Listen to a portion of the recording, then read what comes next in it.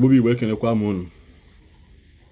Biko onwe ihe na-elizi anyị n'ahụ anyị chọrọ ka anyị tinye ọnụ tata. Biko ịmara na aka gị dị n'ogbugbu a na-egbu ndị mmadụ na ala Igbo anyị, asị anyị no unknown gunmen. Ihe ya emegbu gị ma gị ma ezinụlọ gị, ihe ya emegbusi unu niile.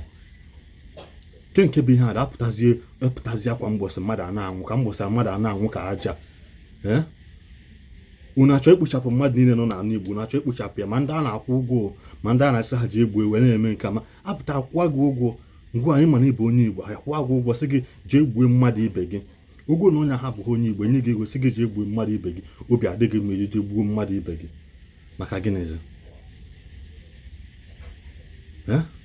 Kwa mgbọsị mmadụ a na-anwụ ka aja n'ala Igbo, a na-awụfu ọbara ka si awụfu mmiri. Ana ya bụ ihe ka njọ n'Imo steeti na Enugu steeti. Ya bụ ihe ka njọ. Kịta na vidiyo anụnwa kịta a sị n'ọnwa onye ziri mmadụ eje gbuo, asị n'unknown gunmen. Mụ achọghị ịkpọ onye ọbụla afa, mana anya saa ubele ya belenụ. Egwu unu anaghị atụ ọbara egwu, na a na-atụkere Chukwu egwu ndị Igbo anyị. Maka na onweghị onye Hausa ka mmadụ esi bụrụ onye Hausa si ugwu Hausa nata ala Igbo ya gbuo mmadụ. Onye kụziri ya ụzọ ka o si mata ụzọ? Maka na asị na onye oshi anaghị ezu oshi ebe ọ na-amaghị anọ. Because afụgo m na onwe ndị bụ na etete mgbọsị ọbụla, ọ bụ na akwafughị ọbara obi adị ha mma, ọ bụ na egbughị mmadụ obi adị ha mma cha.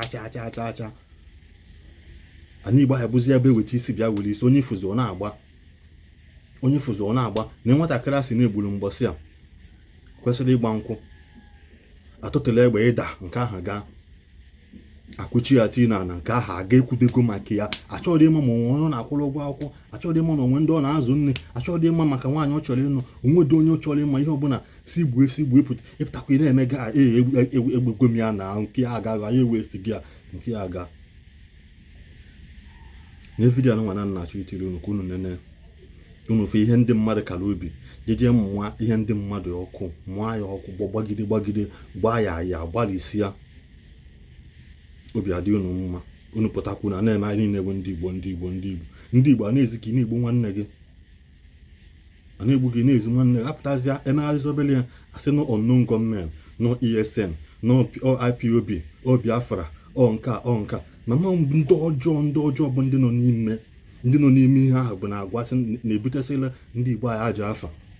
Ndị Yoruba eme na nke ha na Lagos mgbọsị a, ndị polisi amaghị ha ya akpụ ya, asị na brutal attack from nuisance and from ihe nwana. Mana ọ na-ala Igbo anyị akpọ ya no ESN unknown gunmen. Mana ndị Yoruba nation eme na nke ha na Lagos mgbọsị a eji gbagbuo ofe onye polisi, ndị polisi amaghị ha ya akpụ ya, amaghị ha ya ekwu maka ya. Nyawa ihe ọ na-ebutela ya ajọ afa.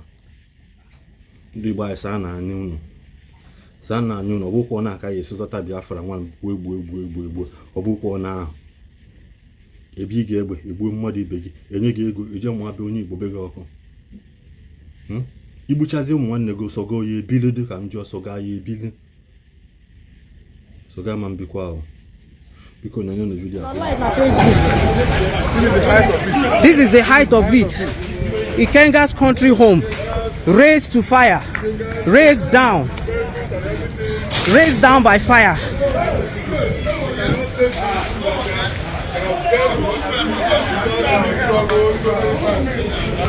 Ikenga's country home razed down by fire by unknown gunmen. Look at this. Whole house burnt down, burnt to the ground. No, they came with something. They came with Gone. Now go on there. Only gone. Thank you. Yeah, boss. They were even trying to get.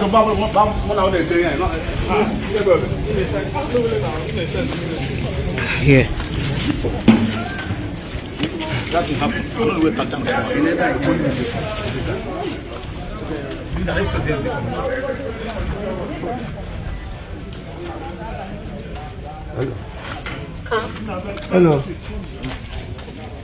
Hello.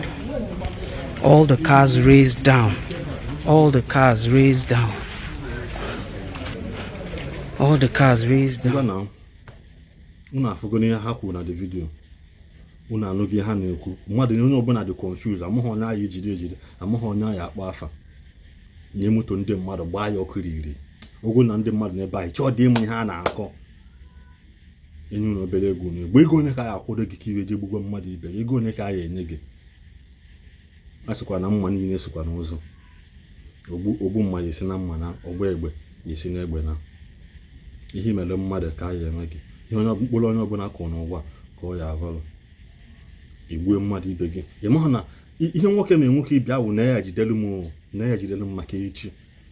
Maka echi ma mmanụ onye Igbo year 2002, 2022, 2022, 2023 bụ ihe na-eme gị in the year 2050 something. Maka igbucha aṅụ agụfu see Igbo nke ahụ a ga-echefu maka ya. Odogwu ọnụ tata mmadụ hụ m n'ihu cha pụgbu anụnwa na Igbo anyị ọ gafewego kacha m. Ọ gafewego. Unu sunu unu achọghị ihe unu egbuzi n'anụ mmadụ na ọnụ unu kwa unu na-achọ ihe ọ na wona aka yisi mia. There are some necessary things anyị kwesịrị ịdị na-eme karịa ihe anụ anyị na-eme. Ha biko kwanụ Chukwu ajụ. Bye bye.